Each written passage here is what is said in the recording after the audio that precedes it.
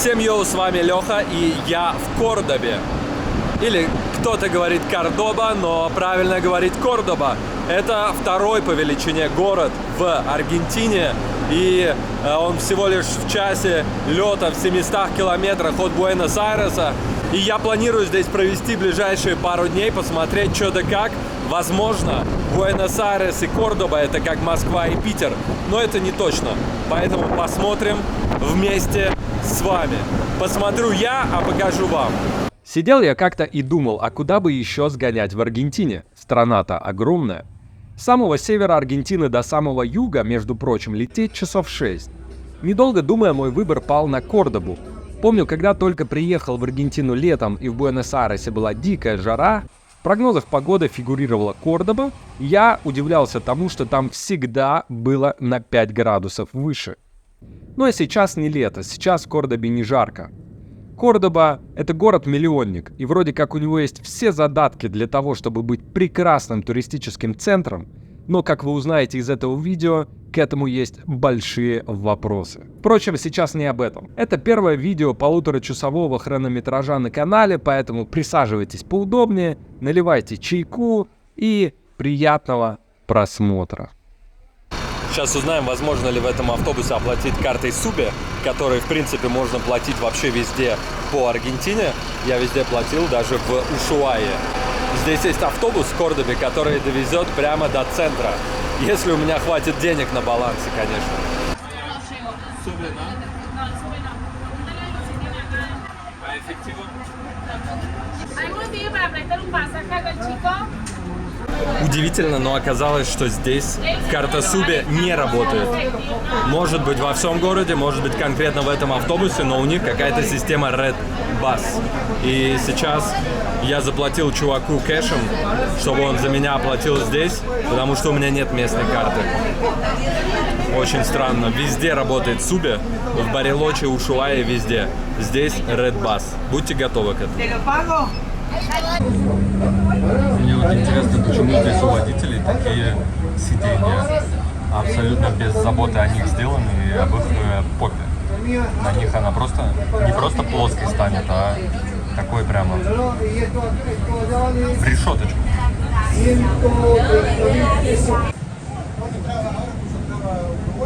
Я сейчас почти в самом центре Кордобы, снимать довольно тяжело, потому что ветер, очень сильный ветер, звук будет плохой. Вот я сейчас нашел здесь закуток без ветра. В Кордобе, смотрите, есть велодорожки, есть какие-то памятники, пальмы, есть зелень, все есть, кроме карты Субе. Вот разве что стоит сказать, что мусорки здесь в 2 раза меньше примерно, чем в Буэнос-Айресе. Ну, наверное, это потому, что и народу не так много, этим мусоркам надо обслуживать.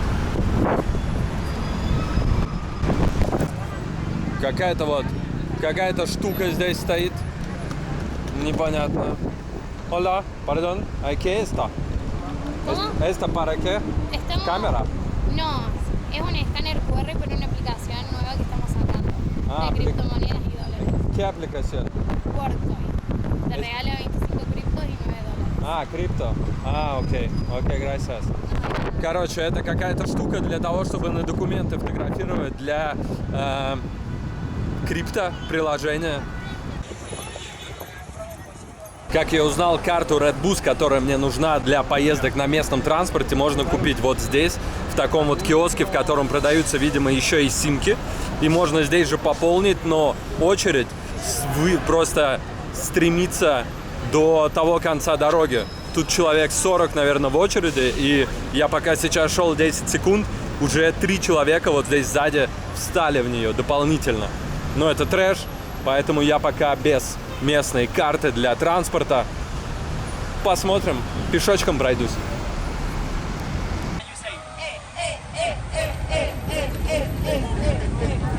Такая вот здесь есть прекрасная речка, видимо, или канал, я не знаю, но какая-то она не полноводная.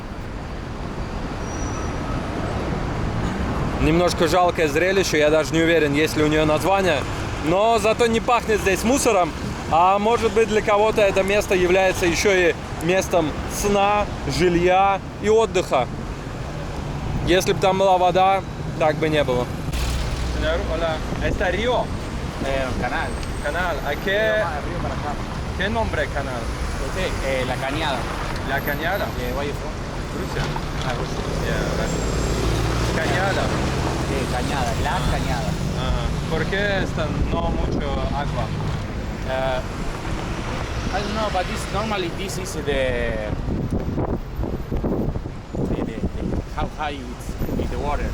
But over there, like maybe 1.5 kilometers away, there is the river that is crossing.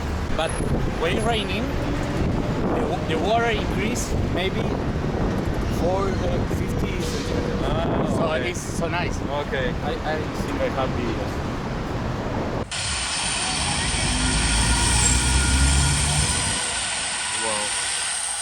Абсолютно случайный чувак, к которому я обратился узнать, как называется эта река. Но это на самом деле не река, а канал, как оказалось. Он потратил время, рассказал, что там в 1,5 километрах есть нормальная река, а это просто канал, который зависит от дождя в основном и от всяких других вод. Но еще и потратил свое время, нашел видео того, как выглядит канал. Сказал, здесь классно на нем сплавляться на рафтах, заниматься рафтингом. Вау. Я слышал, не знаю, насколько это правда, что люди в Кордобе не такие чопорные, как в Буэнос-Айресе. Ну, типа, не то, что в Буэнос-Айресе плохие, но все-таки, видимо, накладывает отпечаток мегаполис. То, что Буэнос-Айрес — это огромный город. Здесь все попроще, хотя все равно в Кордобе несколько миллионов людей. Вот. Но мне пока предстоит проверить это на собственной шкуре. Я имею в виду вот эту разницу в менталитетах. Я бы хотел здесь с кем-нибудь пообщаться, с местными, и понять. Вот, видите, просто люди машут. В Буэнос-Айресе такого не бывает. Ну, довольно грязненько на улицах. Даже в сравнении с Буэнос-Айресом.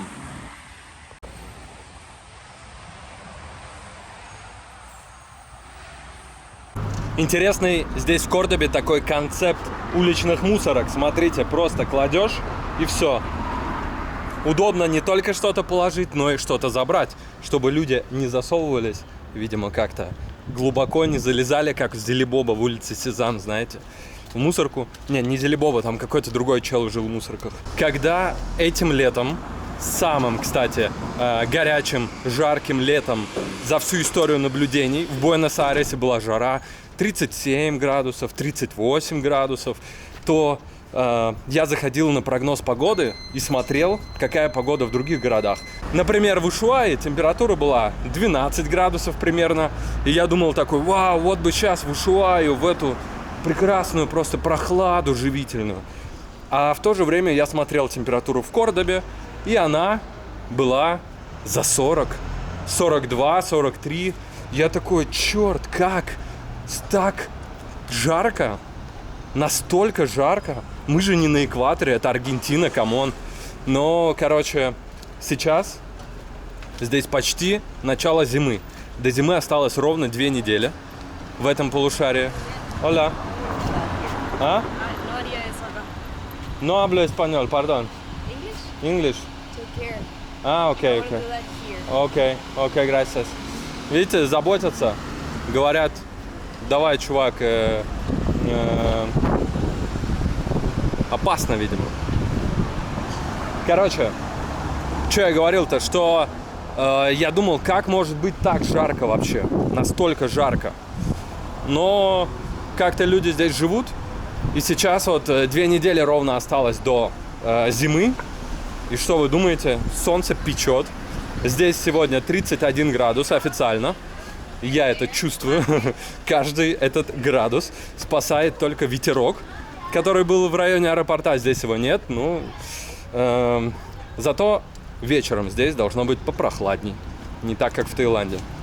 Девушка сказала мне take care. Типа, не свети здесь камерой. Особенно здесь, сказала. Ну, хорошо, не буду.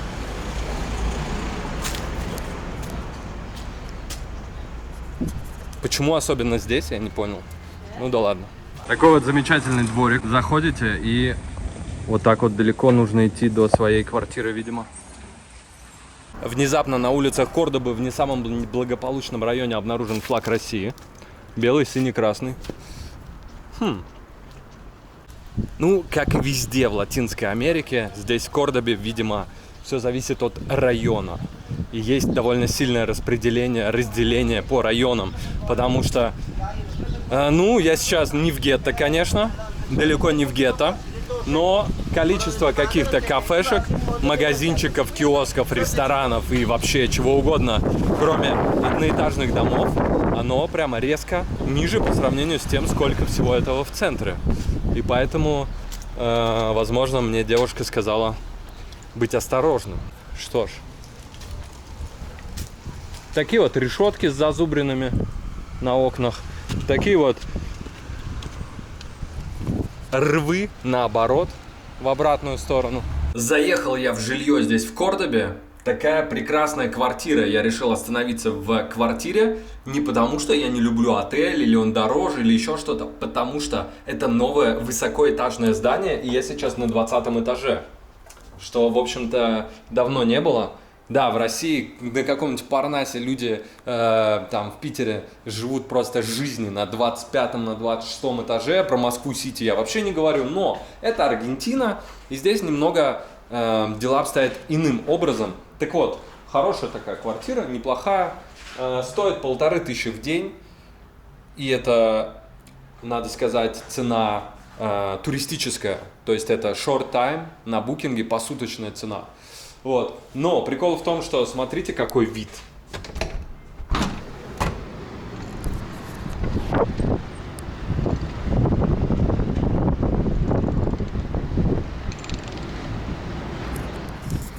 Ну, это красиво. Я помню, в Чили, в Сантьяго, похожее было пространство. Тоже высоко, тоже много всего можно было увидеть. Да. Но это Кордоба. Конечно же, первым делом включаем свои же видосы. Просмотры. Да, я тут познакомился с одной местной дамой, девушкой. И она обещала мне провести экскурсию какую-то по городу. Не знаю, что это будет за экскурсия. Но потом я узнал, что она из полиции. Поэтому сегодня ожидается экскурсия девушки полицейской. Посмотрите, ребята, как здесь выглядят полицейские девушки. Я ее не знаю, я ее не видел. Только мы познакомились, чтобы она мне показала город, показала, как здесь живут, что здесь прикольного и все такое. Я не знаю, может быть, она запретит мне ее снимать. Может быть, она меня арестует, даже если я не соглашусь. Кто знает.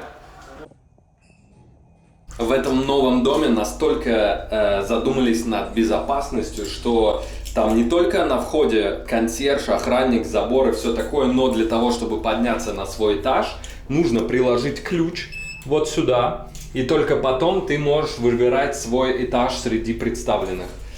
Чтобы спуститься на первый, который здесь нулевой, не надо ключ прикладывать, но чтобы подняться, да. Жаришка, поэтому я охлаждаю свое трахание мороженым эскимо. И оно довольно опасное с точки зрения того, что можно испачкаться легко.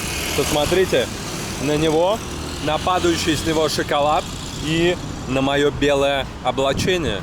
Надеюсь, ничего не произойдет. Ну и как во многих других городах Латинской Америки и в Аргентине в частности, вот наличие таких домов двухэтажных рядом с высокими достаточно домами, я не знаю, сколько здесь, 10 этажей или сколько-то, такие дома определенно придают городу некоторый особый шарм, знаете. Я так и представляю, что там просто кто-то отказался переселяться, когда всех переселяли, знаете, как у нас там какая-нибудь реновация. Чувак отказался переселяться, теперь он живет один в двухэтажном доме, который очень красивый, но в окружении многоэтажном.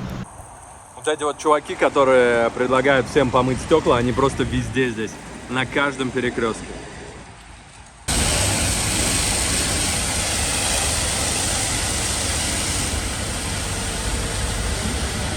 Намутил я, значит, карту Red Bus. Ну, это сильно сказано намутил, потому что я ее не смог купить. Да и подумал, что зачем мне покупать, если ее бесплатно мне дала прекрасная женщина, владелица моей квартиры, которую я арендую. И сказала, вот, пожалуйста, пользуйся. И помни, что одна поездка здесь стоит 100 песо. 100 песо это примерно 20 рублей, что, ну, примерно в 1,5 раза дороже, чем в Буэнос-Айресе. В Буэнос-Айресе поездка стоит 60-70 песо, там, в зависимости от расстояния. Сейчас стало столько стоить. Слышали, скорая здесь проехала? То скорые ездят, то какая-то стройка, то кто-то что-то чистит. Какие-то постоянно очень громкие звуки просто отовсюду, со всех сторон. Очень шумный город. Не очень это приятно. Ну, то есть мне это как бы индифферентно, плевать. Но даже Буэнос-Айрес, такое ощущение складывается, что не такой шумный, как, по крайней мере, ну вот, этот район Кордобы. Опасное заведение из прошлого века. Ипполита Йригоен. Улица, которая знакома всем иммигрантам из России, потому что именно на ней в Буэнос-Айресе находится миграционная служба. Именно на этой улице. Раньше я находилась на авеню Антарктида, сейчас на Ипполита. Я там был раз 7, наверное. Ну а кто живет и легализуется в Аргентине, по-любому там тоже бывали. Что я заметил? Я заметил, что в Аргентине есть такси двух разных цветов. Первое — это такси зеленого цвета, оно полностью раскрашено в зеленый. А второе — это такси оранжевого цвета, полностью в оранжевом. И я не понимаю, в чем разница. Потому что она абсолютно точно есть, но оба такси. Вот такси, например, и вот такси, например. А нет, там такси, а это ремис. Я не знаю, что значит ремис, но, видимо, что-то другое.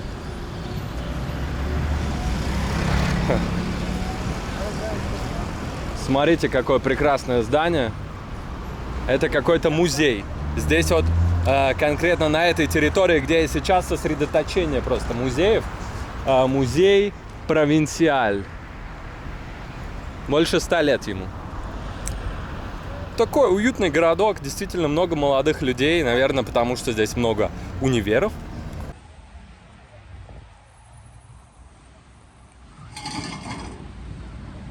Создается ощущение, что сюда просто согнали бюджетников. Они все сидят с недовольными лицами, смотрят на меня. Видимо, ждут отмашки от их большого босса для того, чтобы начать шествие, бить в барабаны громче и всячески кричать разные кричалки вообще. Я не знаю, что это. Смотрите, что здесь у нас. Что-то про территорию и про свободу. Не знаю, что именно. Но то, что здесь в основном люди не выглядящие как аргентинцы, наводит на мысли, что это что-то типа иммигрантского, короче, движения, движухи. Не знаю. Сидят просто пацаны, кайфуют. И тоже, может быть, готовятся пойти туда. Ну, а мы пойдем куда? Мы пойдем вот в этот парк замечательный, в котором почему-то много колец. Может быть, здесь можно стать властелином колец. Каждый, кто здесь лежит, или сидит, или посещает этот парк, может быть, он властелин колец. Звучит, конечно, тупо, вы можете не верить, но если вы полежите в этом парке, то вы будете иметь полное моральное право называть себя властелином колец. Кажется, здесь начинается какое-то шествие. Пока все ждут начала, весь парк. МТЛ Рибело Ла Коча, если я правильно произношу. Я не знаю, что это значит, но что-то связанное с Че Геварой. Это ведь Че Гевара был на фоточках, правильно?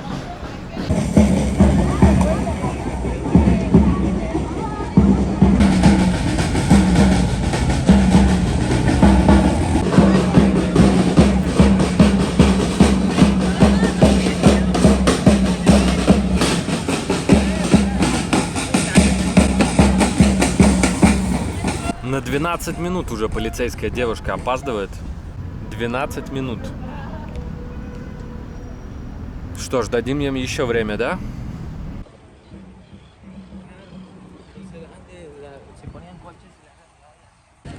Знаете, у меня есть правило, согласно которому я на первую встречу, вот когда мы с человеком ни разу не виделись, договорились, на первую встречу я не жду больше 15 минут.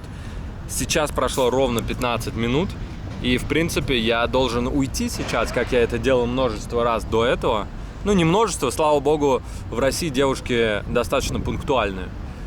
Вот. Но это просто неуважение, я считаю, опаздывать больше, чем на 15 минут, при этом она сейчас до сих пор ничего не написала. Но, с другой стороны, контент, да? Контент. Но, с другой стороны, принципы. Я готов еще 5 минут ей дать. Еще 5 минут, если она не появляется, я ухожу. Короче, эта дама не появилась за 20 минут ожидания моего, и я решил уйти. Я сделал для нее 5 минут исключительных, дополнительных, так сказать. Вот. Но ее не появилось, она даже ничего не написала. Странная ситуация. Может быть, ее, конечно, там куда-нибудь вызвали резко, да? Но не будем придумывать ложных оправданий, поэтому просто пойдем наслаждаться музеем. Музейный вообще город у меня здесь, музейный трип, так сказать, ожидается. Поэтому сейчас пойду в один из музеев. Какая-то рампа вот непонятная. Это чтобы на ней кататься или для чего-то другого? Зашел в музей здесь, в Кордобе, вроде прикольный музей, называется вот музей Эмилио Караффа. И я ничего не понимаю, все надписи на испанском. Да, симпатичные картины есть, но нет даже информации на английском, вообще ни слова. Я говорю, есть что-нибудь на английском? Нет на английском. Поэтому те, кто знают английский и испанский, могут прекрасный бизнес делать здесь, в Латинской Америке, что-то вообще узнать про место вот это и вводить сюда экскурсии англоязычных людей, потому что англоязычные туристы здесь есть, может быть их не очень много, но они есть все равно, и вы можете рассказывать им информацию на английском, если вы знаете испанский. Я знаю, что в России так люди делали, когда было очень такое туристическое время, и неплохо зарабатывали на этом. Потому что в России у нас такая же абсолютно проблема, у нас мало чего переведено на английский язык. Ну что, короче, я пришел в этот музей, и Майра все-таки пришла. Hi. You remember? Hi. Привет. Привет. Привет. Все-таки пришла сюда, мы увиделись, и она, оказывается, вообще практически полностью не говорит на английском. Поэтому ожидается интересное времяпрепровождение, да? ¿Te gusta este museo? Yes. Yes. I like the art. Art. No? It's Este beautiful. bueno? I like the animals. Oh, what is your favorite animal?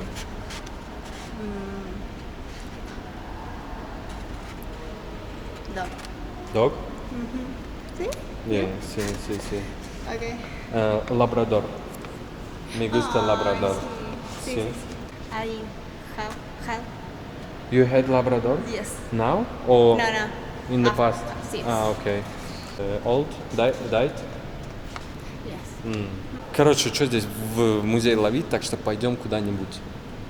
Let's go up floor and after that go to get some coffee or eat or something. What?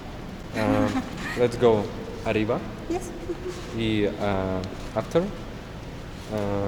comprar café. Смотрите, какие разные цвета. И Майра говорит, что она любит черно-белое. Никакого цветного. Только монохроматичный. Это no good. No, no. Like. No. Like? You like? Вот, уже поменяла мнение. Не только белое и черное. This color. Yeah, I like it. yeah. And this, I like this. Your favorite That. color is blue? This. Not just blue, not this.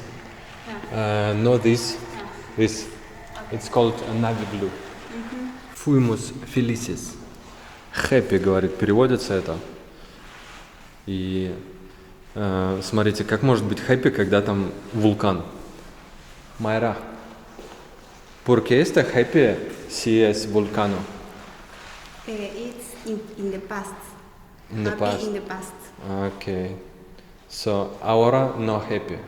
No. Porque vulcano. For this. Окей. Es, Типа, былые хорошие времена. Но сейчас извергается вулкан, и настанет всем жопа. Why do you think Russia is bueno? I like the architecture. Architecture, okay. Yes, I like. Okay. Pero I see from TV. When I go taxi, Sí, and taxi ask me, ¿dónde sos? sí. ¿Dónde mi? Sí, I say Russia, sí. and driver say, oh, muy bueno, muy hermosa, Sí, beautiful. mujer. Ah, sí? Sí, girls. Latin America, like azul eyes, azul color. We go to get some, coffee? Yes. Okay.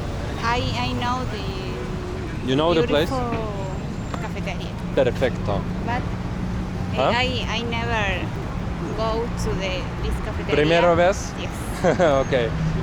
Me too. Yes. I like Córdoba. You? Sí. Esto es solo primera vez, pero I like Qué buenos tatuajes. a lot of young people. Yes. Yes. In Nueva Córdoba Sí. is for study. Students. Yeah. And young people, yes. Yeah. What is the best thing in Córdoba? What? Best. Muy bien. Ujú. Thing in Córdoba. Problemas técnicos. Sí. Lo mejor de Córdoba. Lo mejor. Todo. Todo. I like too much. Okay. Yes. Okay. You're a Córdoba ambassador. Yes. Привет. Привет. You speak Russian? Solo sé saludar. Ah, okay. Yo soy colombiano. Colombiano? Sí, ¿Tú? sí. Okay. Soy de un lugar que se llama Pereira, en el Ajá. eje cafetero de Colombia. Okay. You look like Russo. Sí, Sí, your face Russo, no colombiano. yo soy colombiano. ¿De qué parte de Rusia? San Petersburgo. Dicen debe ser bonito. Sí. Чувак сказал привет на русском. He said привет in Russo. How? He know the Russian word. Yes. The How? salud. He's Colombian, yes, Yes. but no Russo. Uh-huh. But his face, Yes. not Colombian. No, Colombiano, yes. Why? I don't know. Окей. Еще одна какая-то здесь манифестация, просто куча народу. Сегодня даже не выходной день, прикиньте, сегодня вторник. Сегодня вторник, и здесь еще одна манифестация. Я не знаю, почему. Давайте спросим все-таки у нее, почему. ¿Por qué esta manifestación? You don't know? What is written? Obrero. Polo obrero. ¿Qué? Polo obrero. ¿Qué Es, está? un sindicato. Sindicato? Yes. Es una manifestación social. Social. Social, yes. Para For, salary? yes. Ah, ok. Este trabajo personas, ¿sí? Yes. Teacher, For, doctor. No. Para planes del Estado, for food, for work. Ajá. You trabajo en policía, Yes. ¿sí? And you can find amigos. Aquí, ¿sí? Policía en amigos. Porque acá muy policía. Yes. What you do in policía?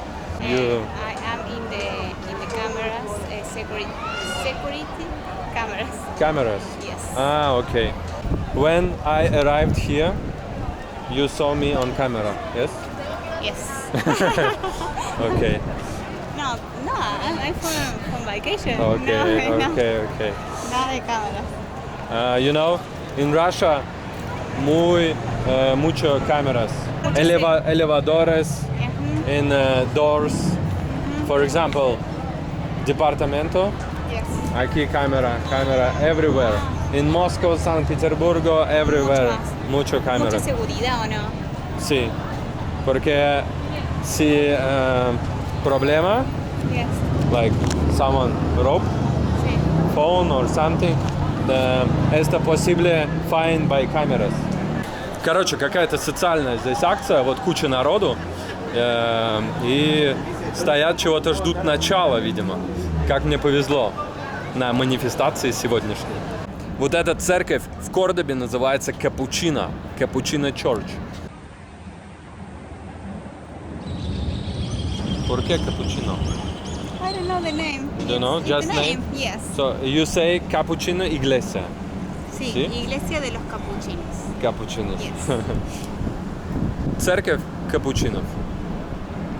А тем временем какая-то движуха там начинается, но мы пойдем внутрь. Vamos inside. Такая вот эта церковь внутри капучино. В цветах капучино обязательно. С молоком, как видите. Но, честно говоря, я до сих пор не знаю, почему она капучино, но она точно капучино. Сложно, конечно, когда вы с человеком говорите на разных языках, в прямом причем смысле этого слова.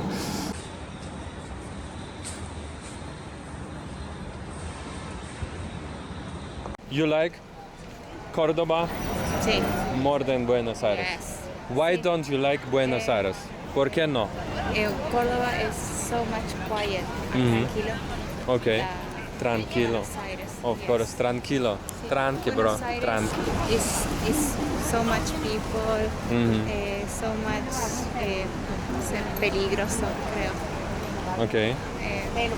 I love Córdoba. Okay. So you like But, quiet? But Buenos Aires is so beautiful. So Yeah. muy lindo. Yeah. Pero no for life. In Buenos Aires, a lot of homeless people. You know, homeless people? No.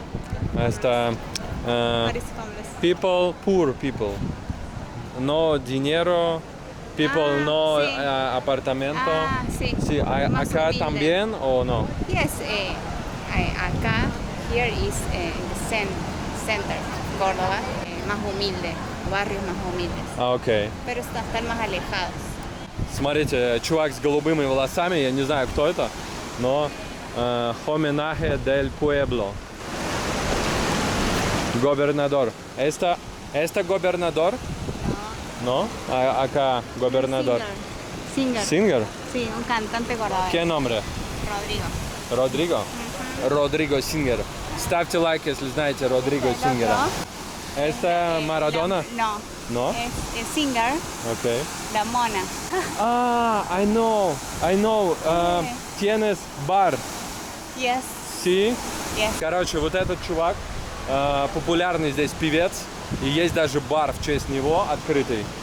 Хотя издалека кажется, что это Марадона. Это Марадона? La mona Jiménez. Окей, joke. Вот такие вот уютные здесь улочки в Кордобе. Это, наверное, самый центр. Это centro o no? Yes. Yes? Это Nuevo Córdoba? Nueva Córdoba. Ага. Вот смотрите, какие магазины.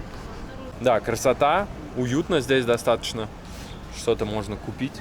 Зашли в кафешку такую, кофейку пропустить, что-нибудь перекусить немного. И сейчас выбираем. So, what you gonna take? Baguette, no. Focaccia You focaccia? o roll salado. Tú. Oh, ok, perfecto. Cela, refugio de café.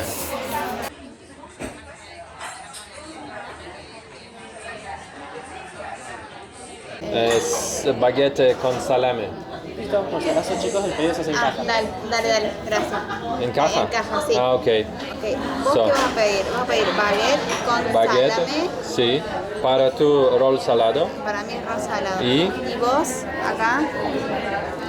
¿Cuál vas a elegir? You want to go?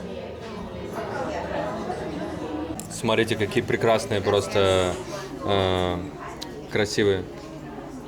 Looks very good, yes? Это ice latte? Ice latte, sí. А у меня эспрессо тоник. Ну-ка затестим. Нормально. Хорошо. Bueno, Sí, bueno. Мне пообещали показать, как Майра выглядит в обмундировании, так сказать, полицейском. Очень интересно. Muy interesante, sí? Смотрите, здесь даже приносят такие вот приборы. ¿Qué es esto? queso crema. Queso crema? Вау. Короче, крем сырный. И ты его намазываешь. Вау, прикольно. My uniform, this. Ah, it's your uniform, like this. And you sit like this. No, in this. In this. In this. Ah, okay. Near computer and you look at camera. You two computers and the radio handy. And what? Handy. Radio. See? And how you know where to look? How do you choose? Look this camera, not this camera. No, I see the cameras and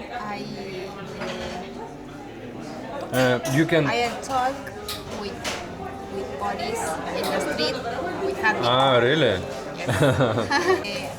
I talk with the police in the street when I see a crime bad Okay. situation, robo. Короче, я так понимаю, большой такой центр, как типа колл-центр, где звонят, но просто сидят, смотрят по разным камерам, и она говорит, что когда что-то видит, что что-то происходит, она по рации связывается с копами, которые там находятся, и передает инфу, чтобы они всех спасли и сделали добро. Да? In Russia, in San Petersburgo, está minus 25, minus 30, está normal. No, so much Yes, more. sometimes está minus 35, sometimes. Pero en Rusia, en otra region, normal temperatura en winter es minus 60. 60. So much. Yes, and it's okay. Sí. Bariloche, En Bariloche. menos 7. Yeah. Ну чё, настал вечер. Погодка стала не такой жаркой. Вот солнце ушло и стало действительно лучше. И здесь какие-то манифестации продолжаются. Я правда не понимаю, по какому они все поводу. Смотрите, просто какие толпы народу. Muchas personas. ¿Por qué? ¿Está fumar o...? No. It's fire. Fire? ¿Por qué? Let's go. И я тоже не знаю, что здесь происходит сегодня, но очень много народу. Как будто какой-то праздник. Но это, очевидно, не праздник. Просто все вокруг дудят. Кто что делает.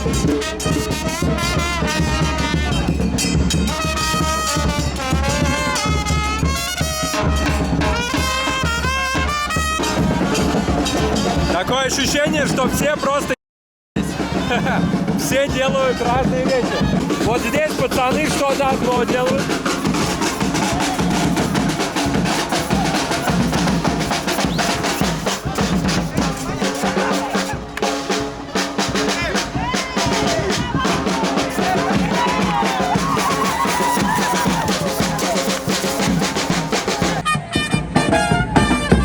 Ну, вообще, Аргентина славится своими манифестациями по любому поводу. Видимо, это была просто очередная она. Ну, в самом деле, а чего дома вечером сидеть, если можно пройтись по улице под ритмичные звуки? Посмотрите просто, какая красота. Вечерняя Кордоба, фонтан, подсветка, сзади церковь или какой-то собор. Просто куча народу на улицах. пьют, конечно же, мате. Ну, а как без мате? Мы же в Аргентине. И вообще впечатления довольно положительные. Прикольный город, много молодежи, действительно. Вот сидят вокруг все в основном молодые люди. И это прикольно. А вот там, смотрите, что-то происходит. Случайно услышали музыку, пришли на музыку, и здесь оказался джаз-фестиваль. Смотрите, сегодня CBA джаз-фестиваль 2022. Наливают бухло, видимо, бесплатно. По крайней мере, я не вижу денег. ¿Tienes canal de YouTube o algo o lo haces por hobby? No hablo español, perdón. Okay. English? Sí. Yes. Do you have a YouTube channel or Yes. Instagram? Yes. Okay. Can you? Yes. Instagram, YouTube, both. Okay. YouTube first. YouTube.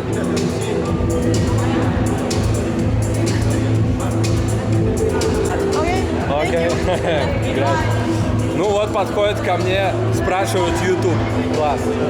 They ask my YouTube.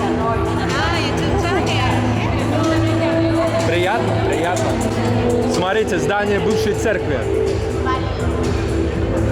Вау, как красиво.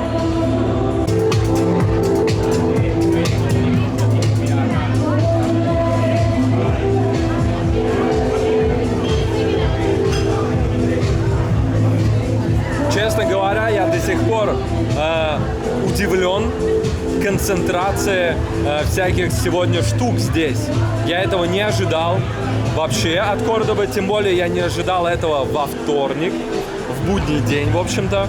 А здесь куча всего происходит, какой-то джаз-фестиваль, какие-то вот люди устраивают перформансы или еще что-то в этом роде. Народ сидит, какие-то манифестации, что... Просто как так много всего. Я очень удивлен. Я не думаю, что здесь так каждый день. Видимо, мне просто повезло на сегодняшний день. Is it every day like this in Cordoba? Sí. No, No? Ahora, now it's jazz festival, Ah, okay. I think. Pero manifestaciones are not No, for festival. no. Okay.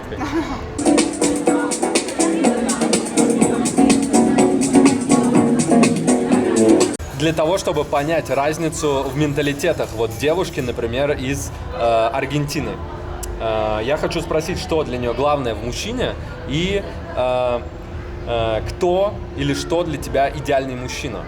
Lo más importante para mí en un hombre o en una persona es la honestidad, que sea buena persona y de que me quiera a mí, que sea buena persona conmigo y con los demás, que tenga buen corazón.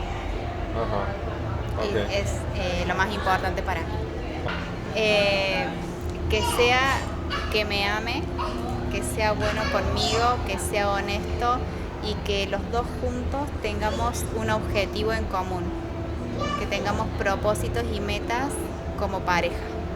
Окей. А это та самая церковь Капучино, которая ночью выглядит намного, конечно, кайфовее, по-другому, такая готическая и секретная.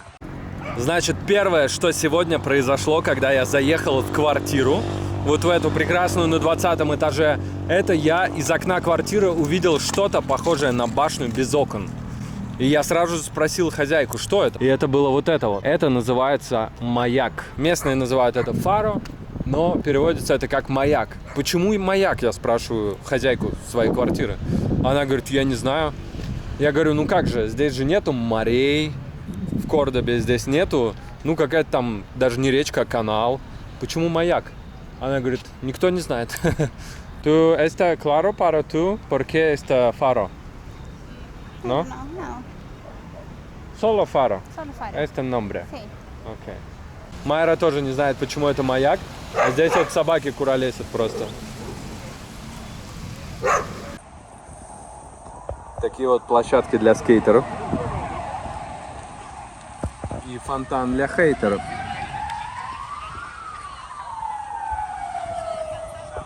Обратите внимание, вот дом, да, в центре Кордобы, но на нем нет решеток.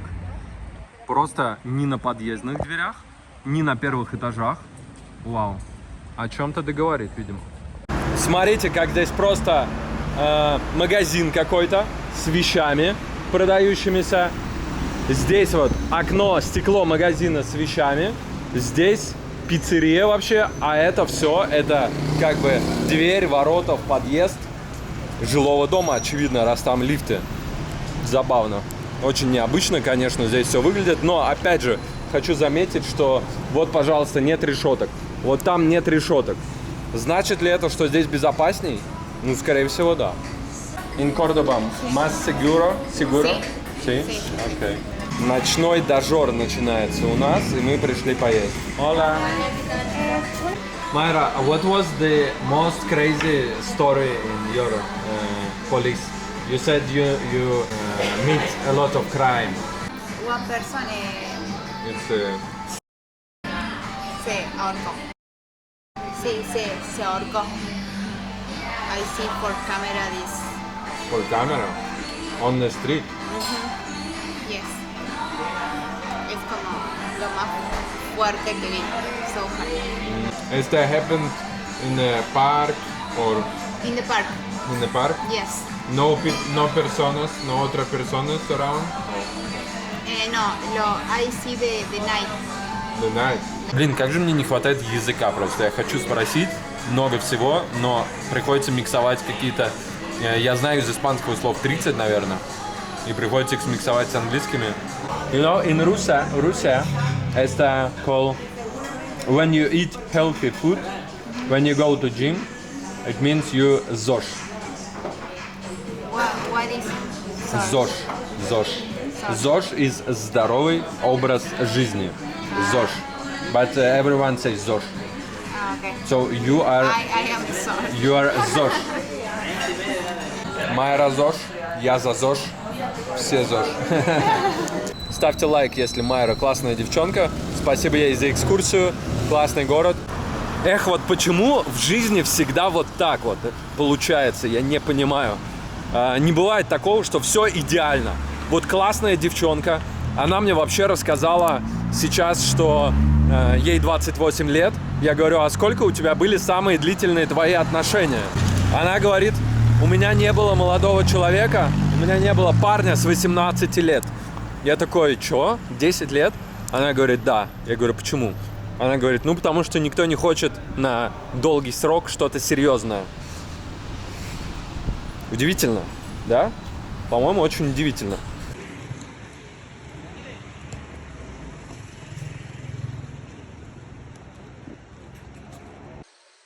Ну, не Нью-Йорк, конечно, но тоже ничего.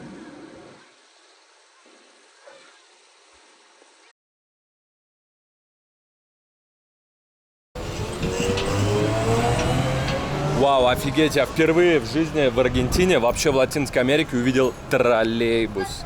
В Кордобе есть троллейбусы, прикиньте. Офигеть. И они даже издают такой же звук, как настоящие троллейбусы. Кстати, я постригся, и это мне стоило 2000 местных песо. К сожалению, здесь не моют голову, поэтому хорошо, что я недалеко от дома. Я, наверное, схожу домой, помою башку. Вот. Так, постригли вроде норм. Скажите, что, норм, не норм? Какой-то здесь рыночек такой хипстерный, смотрите, замечательные дома. Красиво все сделано, красивый цвет. Нет крыши, поэтому если дождь пойдет, то, наверное, будет мокро здесь достаточно. Но мне нравится количество зелени здесь. Классные светильники. Наверное, по ночам здесь прикольные вечеринки устраивают. Вот есть какие-то бары. И довольно прикольно. Вот заведение под названием Фавела, допустим. Нет, это не заведение, это магазин. Фавела. Окей, окей. Gracias. Sí. Вот такой вот прекрасный бутер с лососем. Кофеек. Вот такое вот заведение прекрасно. Надо сказать, что здесь, в Кордобе, я удивлен тому, что не только много молодежи, действительно на улицах много молодых людей. Наверное, это связано с тем, что здесь универы, как я говорил, но еще и здесь много людей с айфонами. В Буэнос-Айресе днем с огнем айфонов не сыщешь просто. Здесь заходишь в кафешку, и у всех, у половины айфоны. Наверное, это тоже о чем-то говорит, а именно говорит о том, что здесь не так все плохо, видимо, с работой, с деньгами, с какой-то общественной такой ситуацией. Я не знаю пока, не понимаю, какие цены здесь, потому что я не был в гипермаркетах, в которых закупаюсь продуктами, например, в Буэнос-Айресе, но надо сказать, что цены на жилье, допустим, что, в общем-то, в таких городах составляют основной расход, они здесь ниже, потому что вот та квартира, хорошая квартира, которую я сейчас снимаю. Hola, señor. Hola, querido, ¿cómo le va?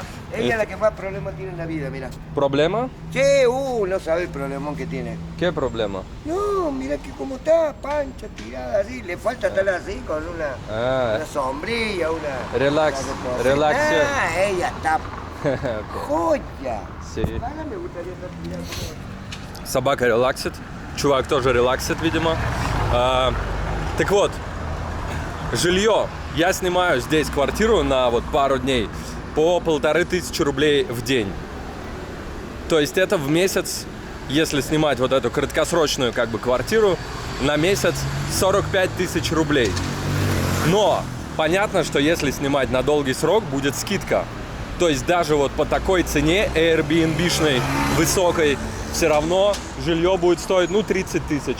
Окей, 30 тысяч это не 60 тысяч, например, как в Буэнос-Айресе стоила бы такая же квартира. К тому же в Буэнос-Айресе я не думаю, что есть много таких квартир даже за 60 тысяч рублей, потому что все-таки 20-й этаж нового дома – это 20-й этаж нового дома. Если вы хотите...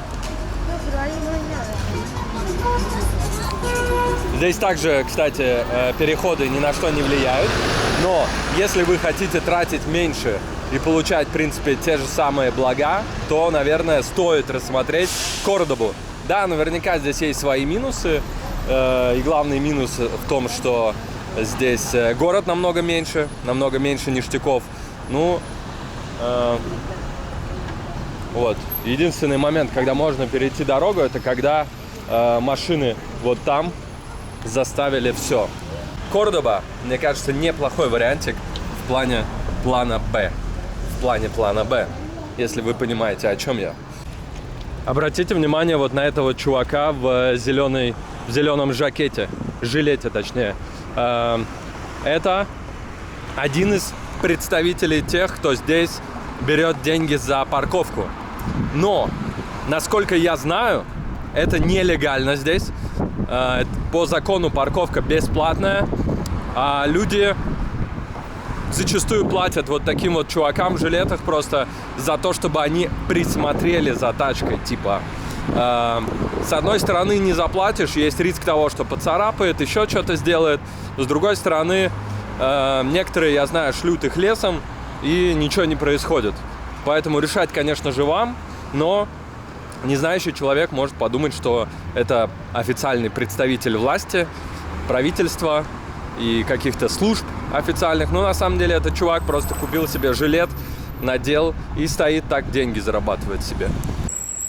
Вот таких вот замечательных кафешек, которые и одновременно магазин, и кафе в Кордобе просто в избытке. И это классно. Интересный факт. Смотрите фотографии 46-го года Кордобы. А на улицах Кордобы есть не только тачки, но и реклама Кока-Колы. Уже тогда, прикиньте, 80 лет назад. Интересная тут площадь, конечно. Вот ровно на этом месте. Давайте, наверное, перейдем дорогу. Вот ровно на этом месте. Это площадь Испании. За моей спиной один музей. Там фотографии представлены. Передо мной второй музей. Там он называется музей «Маяк», но там какое-то полусовременное, полунесовременное искусство. Вот там третий музей. уже с нормальным таким искусством. Я там еще не был, но судя по фотографиям, там что-то типа картин. И если пройти буквально 100 метров в сторону маяка, там будет 4-й музей. Он бесплатный, он там что-то связанный с натуральными какими-то штуками, ну типа скелеты там динозавров, ну что-то вот в этом роде. Вау, просто такое сосредоточение на одном месте, столько музеев, удивительно. Кордоба, вот Питер в России считается культурной столицей, да, может быть, можно здесь в Аргентине считать Кордобу культурной столицей, я не знаю, может быть да, а может быть нет. Но вообще это удобно, это как минимум практично, потому что не нужно тебе ездить из одной стороны там, города в другую, из одной части в города в другую, чтобы посетить несколько музеев сразу. Смотрите, медведь ест кого-то. Очередной музей на сегодня. Сегодня у меня музейный день. Может быть, и завтра музейный день, и вчера был музейный день. Музейное путешествие. Встречает нас этот музей кактусами. Ну, посмотрим, что там будет внутри. Кордоба вообще не ожидает, видимо, иностранных туристов, потому что в музеях здесь ни слова на английском, нигде, ни на бумаге, ни напечатано, вообще нигде. Но вот здесь есть интересный плакат, который говорит о том, что если представить всю нашу жизнь в виде одного года, то вот большой взрыв был в январе, дальше формировались галактики только в мае, 25 декабря появились первые какие-то животные небольшие, а сейчасшний человек, сейчас вот нынешняя эпоха, это 1 секунда, всего лишь 23:59:59, 31 декабря. Прикиньте, какие масштабы просто, масштабы мира. Очень, конечно, интересный музей, но вот просто ни слова на английском, только испанский. Допустим, вот какие-то камни симпатичные лежат, но я ничего не понимаю, где что. Вот это, что-то бриллиант, алмаз, что это? Очень такой приятный, конечно, зеленый город. Вот просто посреди дороги проложена еще такая тропинка для людей. Здесь же остановки общественного транспорта, здесь же много зелени. Здесь можно покататься на велике, под горку это особенно удобно. Прикольно. Мне нравится. Да, может кто-то сказать, что Леха, ты сейчас в центре Кордобы. Ну да, я в центре Кордобы, и что? В центре Буэнос-Айреса не совсем так. В центре Буэнос-Айреса намного больше, намного шире проспекты, больше транспорта, больше машин, больше народу, меньше молодых людей. Здесь вот по-другому. Но, знаете, здесь, на мой взгляд, здесь не так тихо, чтобы уже было неприятно тихо, но, тем не менее, здесь и не так громко, чтобы было неприятно громко. Возможно, баланс здесь близок к идеальному. Но я понимаю, что, скорее всего, это на мне розовые очки. Знаете, первые пару дней, когда приезжаешь в любое место, тебе оно очень сильно нравится. Поэтому для чистоты эксперимента здесь было бы хорошо пожить какое-то время.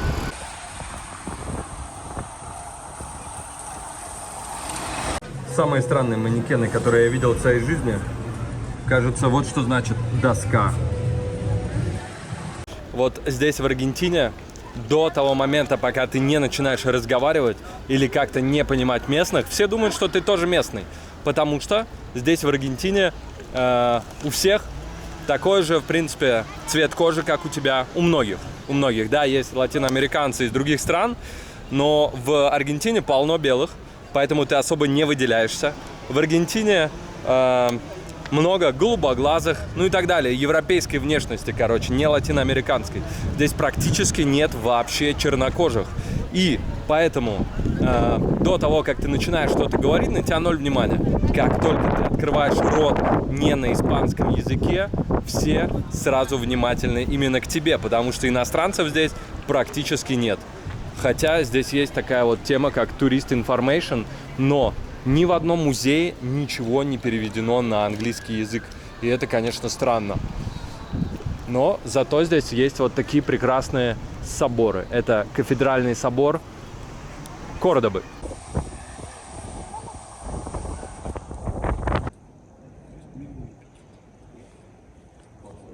Опять же, не совсем понятно, где я вообще нахожусь. Здесь вот Зашел случайно во дворик, здесь что-то детское с одной стороны, что-то детишки играют, воспитательницы какие-то, школьники, видимо, а может быть детсадовцы. Проходим один такой пролет галереи, и там люди ожидают начала конференции, которая начнется через полчаса. Вот, там было написано, что будет какая-то конференция. Я не знаю, как я здесь оказался вообще. Точнее, я знаю, как я здесь оказался, я просто сюда зашел. Вот, но я не знаю, что здесь проходит, поэтому без испанского давайте отсюда ретироваться.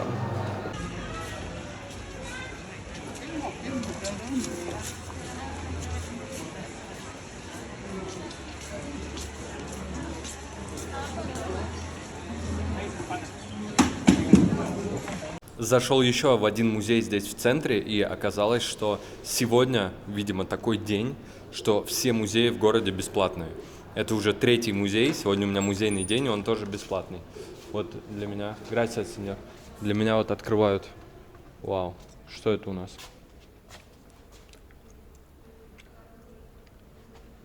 Забавно, что даже в день, когда музеи бесплатные, здесь никого нет. Здесь есть люди, которые вот просто сидят здесь, чилят на музейной территории, как на скамейках в парке, но то есть никаких толп народу я не наблюдаю. Хотя посещение бесплатное сегодня. Вон там голубь умер, по-моему. На памятной дощечке указан все-таки Дмитрий Иванович Менделеев, который изобрел эту систему периодическую элементов химических. Вот. То есть в Аргентине напечатали его правильно, корректно. О, по-русски даже. Я только сейчас заметил. Дмитрий Иванович Менделеев. Вау. Я не знаю, почему вот в этом музее впускают просто охранники, да, на входе. Но здесь стоят какие-то книги 1500-х годов, может быть, даже более ранних. И никто никак не следит. Вот я не знаю, это год или не год, 1490-й. Нет, походу это просто порядковый номер, но тем не менее. Так вот, смотрите, здесь есть стул, который существует в единственном экземпляре. Старый кожаный стул, который принадлежал холлу вручения как бы наград. Я не знаю, какого он года, но я на него сяду.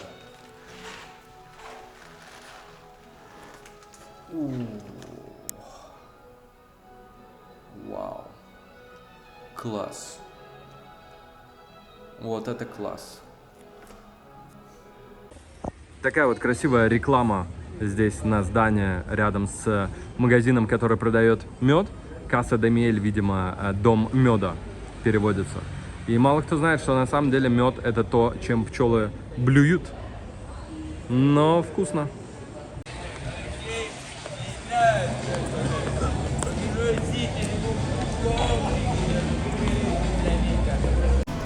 Приятный городок. Чё не говори, городок приятный. Ресторанчики, кафешки, зелень. Такие вот улочки, фонари красивые. Уютный город. Я думаю, что для тех, кто не любит мегаполисы, но и не хочет жить в деревне, это просто идеальный, возможно, вариант в Аргентине. Кордоба прикольная. Уютно здесь. Ну, приятно просто находиться.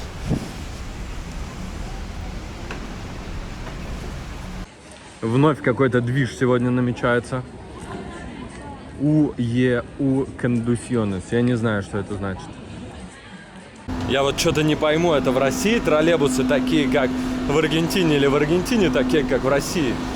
Это чисто троллейбус из моего детства. Просто он выглядит точно так же. Смотрите. Смотрите, что это за марка. Все то же самое. Такие троллейбусы были в моем детстве. Посмотрите сзади фары. Даже фары такие же. Вау, это что, в России троллейбусы продавали в Аргентину, что ли? Это чисто такой же троллейбус. Удивительно. Вот эта часть города вообще внезапно на какие-то Хельсинки похожа. Вот это советское здание, такое в советской архитектуре. Узкие улочки.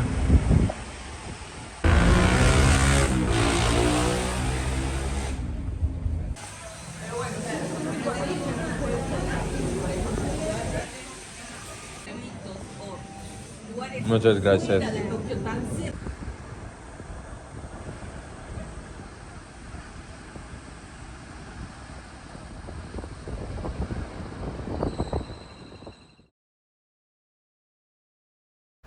Ну чё, пора говорить этому дому прощай, до свидания и все такое. Хорошая квартира, я считаю, вообще топ за свои деньги, как говорится, прекрасный вид. Вчера был прям очень сильный ураганный ветер, здесь все завывало просто. А сегодня, смотрите, пару облаков, да и все. Ну, а я пошел гулять по Кордобе, потому что у меня здесь есть целый день, еще почти 10 часов до моего самолета, и надо их чем-то занять. Но мне уже не привыкать, поэтому... В Аргентине настолько любят мате, что у них даже чайники специальные, смотрите, для мате. И это не первый чайник, который я такой вижу, это не какая-то большая редкость. Чайник для мате, но на нем есть, смотрите, регулятор. То есть мате, либо полностью кипяченая вода. То есть, если вы выбираете мате, а температура для идеального заваривания мате считается где-то 85 градусов, то вода не вскипает. А если вот так, то можно заваривать кофе, чай, там вода закипит. Давайте проверим, закипит ли вода в таком вот положении. Смотрите, чайник отключился. Вот я не могу его включить, потому что отключается, но вода не кипит. Пар не идет. Ну, вот так вот идет, но вода не кипит. То есть можно заваривать мате. А тем временем, наконец-то, долгожданный завтрак. Я пришел вот в заведение. Здесь оно находится на той же улице, что и заведение, в котором я вчера завтракал. Я заказал завтрак. Мне принесли, смотрите, просто чипсы какие-то. Начосы. На завтрак начосы. Это один из вариантов завтрака. Сэндвич с яйцом и авокадо. И к нему идут чипсы. Жесть. Ох, поел чипсов с утра. Бахнул кофейку. Флэт Уайта. Прекрасное ощущение. Отличный день. Солнце светит. Как там в песне поется: Sun is shining, the weather is sweet. Прекрасно. Пойду гулять. Но есть в Кордобе и вот такие здания. Дом, который уже полуразрушен. Но выглядит как жилой, а может быть и нет. Кстати, вы знали, что коктейль — это петушиный хвост? Алоха. Еще бы вот уай добавить, да, сюда, и был бы мой канал. Алоха. Но закрыто. В отличие от моего канала, который открыт и 24/7 готов видеть вас, дорогие подписчики, на нем смотрящими видео. Вау, что я вижу вдалеке? А я вижу опять какие-то манифестации. Вот начали уже стоять полицейские, и там впереди звуки барабанов, звуки каких-то криков, чего-то еще. Вот еще полицейские. Вау, смотрите, просто перекрыто. Опять манифестации. Почему сегодня четверг, полдень? В честь чего? Здесь что, каждый день это происходит? Я не понимаю. И опять на той же самой площади. Но смотрите, здесь уже копы стоят в таком облачении более серьезном. В прошлый раз я не видел полицейских в касках с брониками, а здесь вот что-то более серьезное в этот раз, видимо.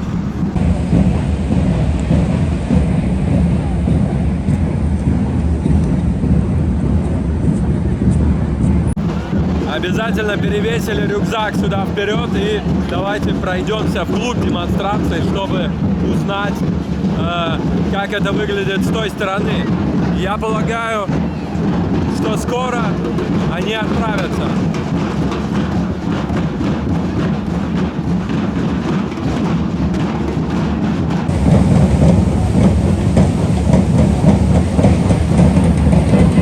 Может показаться, что народу не очень много, но на самом деле вся улица, просто посмотрите, заставлена людьми.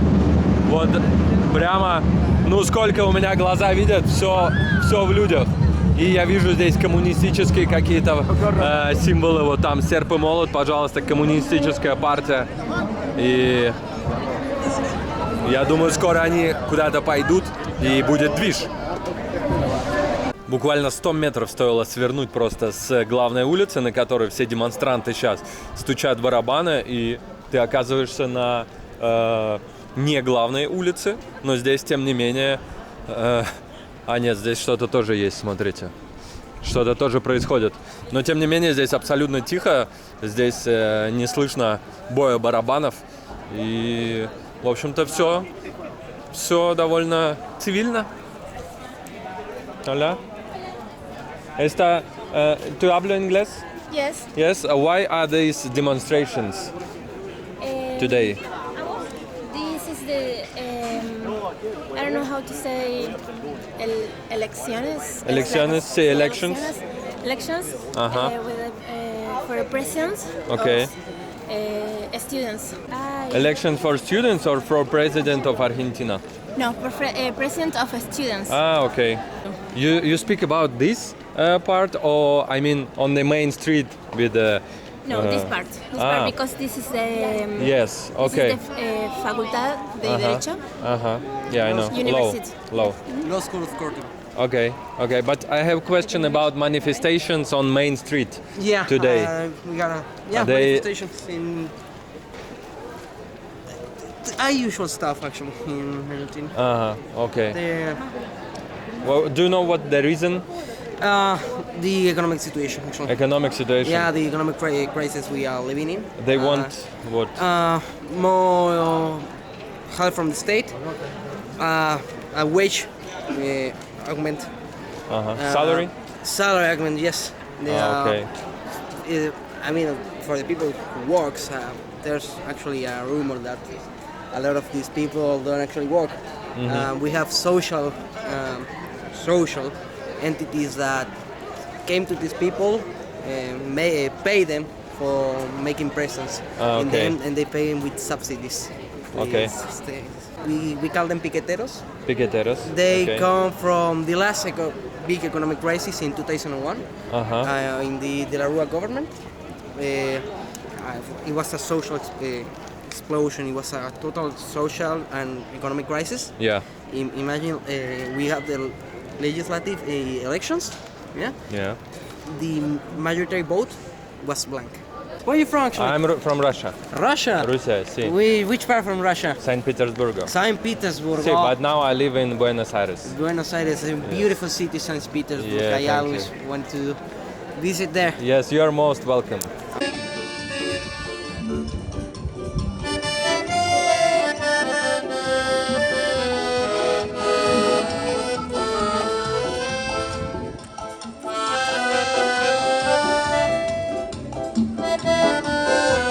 Ну, постояли, покричали, и пора расходиться. Флаги все смотали и уходят.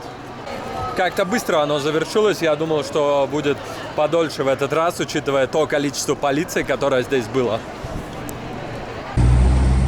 Такое вот симпатичное, прекрасное здание с перевернутым крестом. Какой-то в дьявольско-вампирском стиле. Соседствует прямо рядом с церковью. Забавно, конечно. Ну а сейчас обязательно мы сходим на рынок в Кордобе.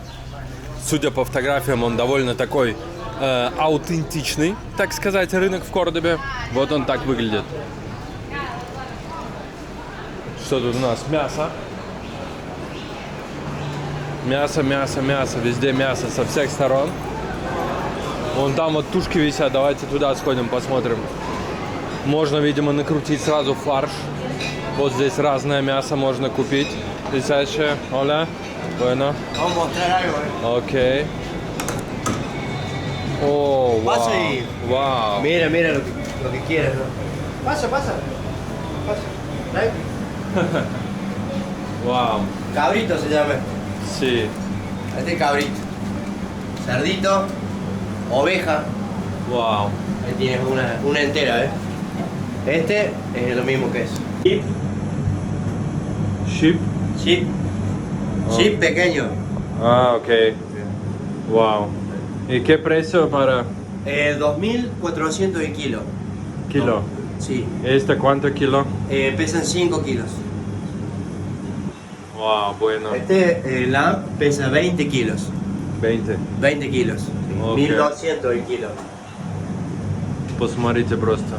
Такой вот чувак меня завел в холодильник. Он говорит, заходи, заходи в холодильник. А я насмотрелся фильмов «Пила», где заходишь в холодильник, за тобой дверь закрывается и все. Вот, но это очень весело.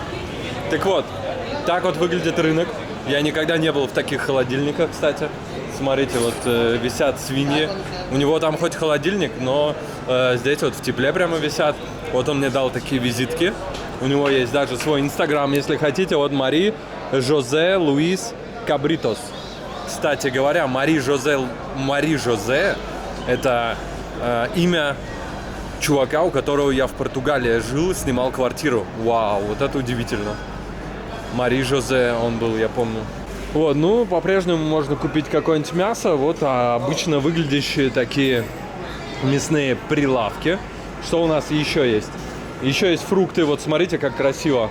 Это не тот рынок, который был в каком-то из моих видео. Это красивые такие вот фруктовые лавки. Hola, señora. Muy bueno. Вот можно купить фрукты. ¿Está fresco? ¿Fresco? Es todo fresco. Todo todos los fresco. días para el Perfecto, perfecto, muy bien. Todos los días. Todos los días se recoge todo lo que es fruta y verdura. Окей, muchas gracias. Вот в той стороне есть кафешки. Пожалуйста, можем сходить, посмотреть. Может быть, они покупают в этих же лавочках и сразу здесь же готовят. А может быть и нет. Смотрите, можно купить головы индюков или чьи это, вау. Не самое красивое зрелище, конечно, но пока что я видел в основном мясо. Немного совсем овощей и фруктов, но в основном мясо. Что здесь в другом ряду? Вот всякие соусы есть. Соусы, чаи какие-то. Соусы. Опять же мясо. Сыры. О, вот сыры это тема. Смотрите, какой дырявый сыр.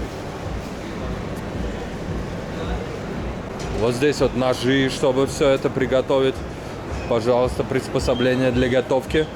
Термометры разные. Орешки. Прикольно. Почем орехи? 200, 700 за, наверное, 100 грамм. Что-то это очень много. 700 это 150 рублей за 100 грамм. Хотя в России, наверное, сейчас такие цены, но здесь, я знаю, в Буэнос-Айресе, в Кото дешевле миндаль. Такие вот разные приправы. Вау, красота. Красота. Ну, такой рыночек довольно приятный. Европейский. Вон хамончик даже лежит какой-то. Ветчина. Прикольно. И здесь же можно купить вот рыбу. Рыбы не очень много, так же, как во всей Аргентине. Но она есть. Она есть, какая-никакая, но есть. Вот, давайте посмотрим, что еще вот в той стороне. Какие-то морепродукты, пожалуйста. Видимо, это лосось.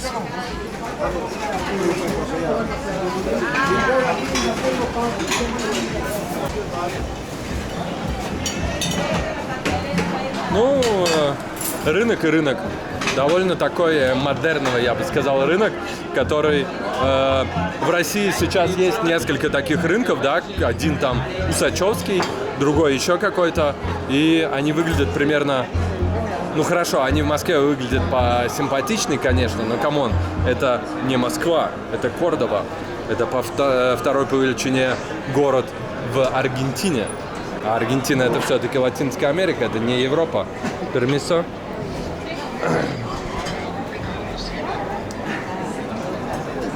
Такой вот рынок. Симпатично, да. Стоит ли сюда специально приезжать, чтобы что-то купить? Ну, наверное, стоит, если вы здесь живете. Я здесь не живу, поэтому рынок и рынок. С закосом, конечно, под что-то люксовое, немного лакшери. И действительно есть вот такие едальни, как за моей спиной. Немного такие более симпатичные, чем многие остальные здесь. Много мяса там. Всего лишь одна овощная палатка. Видимо, не ходят туда закупаться овощами. А вот овощи можно купить здесь. Например, смотрите, какой прекрасный чеснок. Авокадо. Hola, esta avocado palta? Sí. ¿Cuánto costa? 400 cada uno. ¿Qué para uno? 400. 401. Unitos. Ага, окей. Окей, gracias. 400 за одно авокадо. Это примерно 80 рублей. Я знаю, что в Буэнос-Айресе за 250 примерно за одно авокадо. Может быть, оно чуть по размеру поменьше, но здесь в 2 раза дороже получается, даже если брать у бабушки на улице просто. Вот магазин со сладостями, пожалуйста. Смотрите, куча всяких конфет каких-то. Да. Не люблю сладкое. Приехал я в Жардин Ботанико. Смотрите. С 9 до 19 он работает. Ну, вот так вот выглядит вход. Мы просто ехали на автобусе из самого центра Кордобы до сюда. Довольно долго, где-то минут 40. Автобус уже опустел. Странные типы стали в него заходить и выходить. Вот, но мы приехали. И я даже не уверен, работает ли вообще этот парк, потому что, ну, смотрите, что здесь происходит.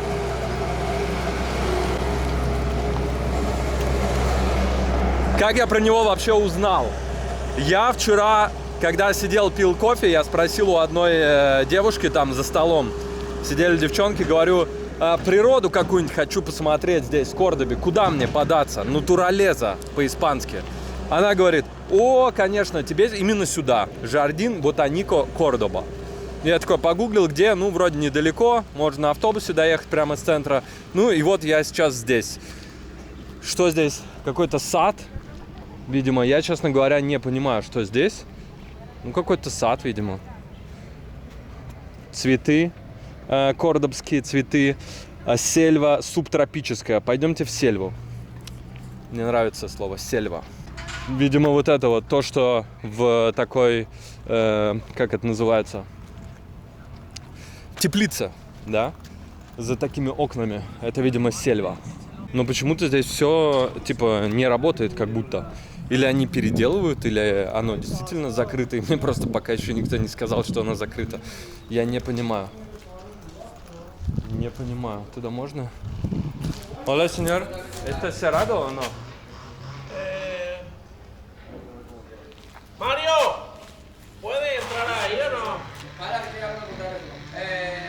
Pregúntale el nombre, mira si puedes entrar. Párate ahí. Entrada ahí. ¿Quieres ver las plantas? Sí, sí. Párate ahí en la puerta y pregúntale el nombre, porque están pintando, pero pregúntale acá. Ok, gracias. Ahí, mira. Matías, ¿dónde está la otra madera que dice? Hola.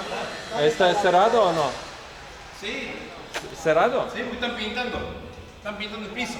Ah, perdón, señor. Sí, están pintando el piso. ¿Está todo parque cerrado? Después del 20, sí. Ah, ok. Hasta después del 20. Ah, ok. Pero habla, a lo mejor te dejan pasar un rato por ahí. Ajá. O metete por ahí. Ajá. Y estos son árboles tropicales. Tropical. Sí. Selva. Todo, sí. Ajá. Por eso el ambiente, ¿viste? Cálido. Ok. Clima cálido. Y después hay una laguna, ya está con peces. Лагуна? Sí. Fíjate, métete. Они сказали, что да, парк на реставрации, но есть какая-то лагуна, куда мы сейчас и пойдем. Смотрите, вот, видимо, эти саженцы будут высаживать здесь. Здесь, видимо, готовятся к сезону следующему. Смотрите, вот, флора кордобеза. Кордобские, как бы, растения. Просто вот гуляем по парку и смотрим, что у нас здесь есть. Пацаны, hola. Sí. Está cerrado al público. ¿Está cerrado? Está cerrado el botánico. Pero acá personas poco español. De una sí. Personas seis posible aquí. No, está cerrado para el público en general, solamente trabajadores. Sí? Sí. Видимо, парк закрыт для публичного посещения, потому что эта дама сказала, что ее не колышет то, что охранники разрешили. Видимо, здесь охранники не главные, или она решила, что она здесь главная. Потому что она мне сказала, что и лагуна закрыта. Но что я сюда ехал тогда 40 минут? Ну да, я не вижу пока здесь ни одного другого человека, который бы здесь не работал. Все в синих одеждах. Хотя те пацаны были не в синих одеждах, но они не выглядели как туристы, конечно. Я здесь своим видом навожу атмосферу туристическую. Все такие, о, кто приехал, кто приехал. Это все-таки рукотворная природа. Да, видимо, какая-то выкопанная, вот то, что они назвали лагуна. Деревья посаженные, облагороженная территория. Да, круто. О, первая надпись на английском языке, смотрите. Смотрите, вау. Ага, ага. Орнамент. А где вообще пальма здесь? Вот это пальма, что ли? Это пальма.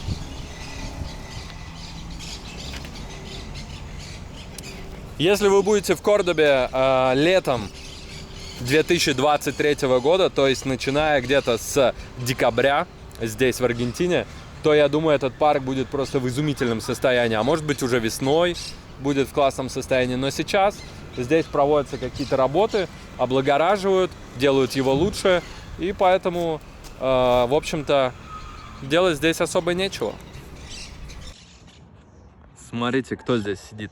Попугай сидит. И их здесь полно, это просто один. Вон у них там гнездо. И здесь со всех сторон они кричат. Это все попугаи. Вау. Вас заметили. Я сейчас вот специально приехал на троллейбусную станцию, которую здесь, когда ехал в ту сторону, обнаружил. И хочу вам показать, что, во-первых, в Кордобе есть троллейбусы. Это первое. Второе. Часть из них выглядит реально как в моем детстве. Например, вот тот, который там. И сиденья такие же, и фары такие же. Все то же самое, кроме, может быть, бампера спереди. Как? Почему здесь, на другом конце света, такие троллейбусы? Я не понимаю.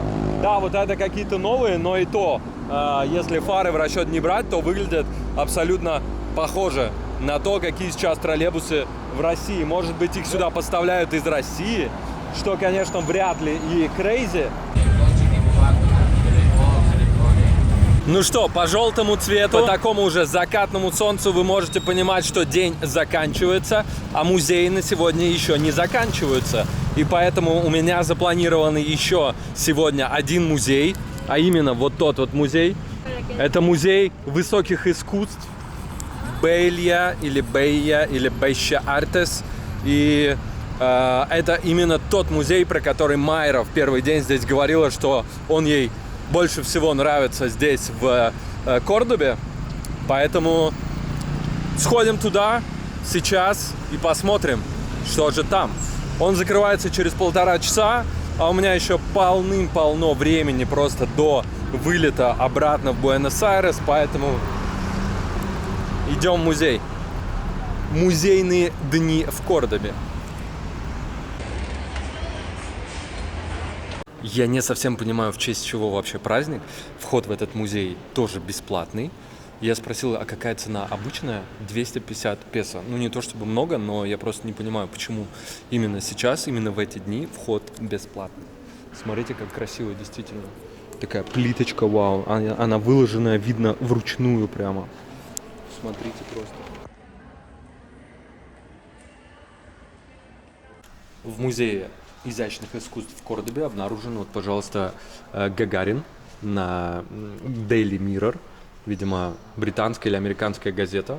И вот здесь можно прочитать, что про него писали тогда, в 61 году. Музей этот действительно приятный, как, в общем-то, и весь вечер.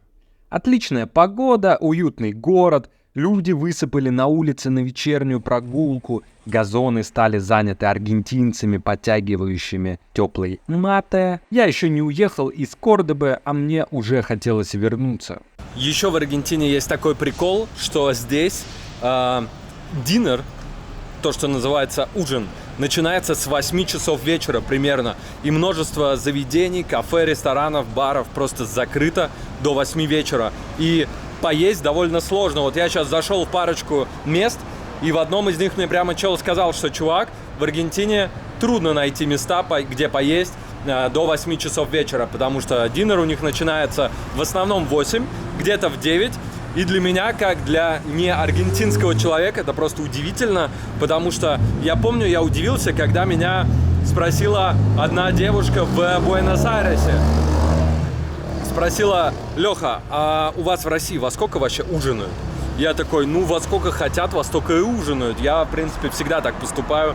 Во сколько хочу, во столько и ужинаю. У меня вообще даже мысль не закрадывается для того, чтобы подумать, а время ли сейчас для ужина или нет. Но вот здесь, так же, как и во многих странах Европы, что я замечал довольно давно, четко ужин со стольки-то часов, с 8 ориентировочно. Что делать, если я хочу поесть до 8? Мне типа терпеть, мне не есть. Это очень странно. Чувак сказал, что можно сейчас поесть фастфуда в торговом центре. Поеду в аэропорт.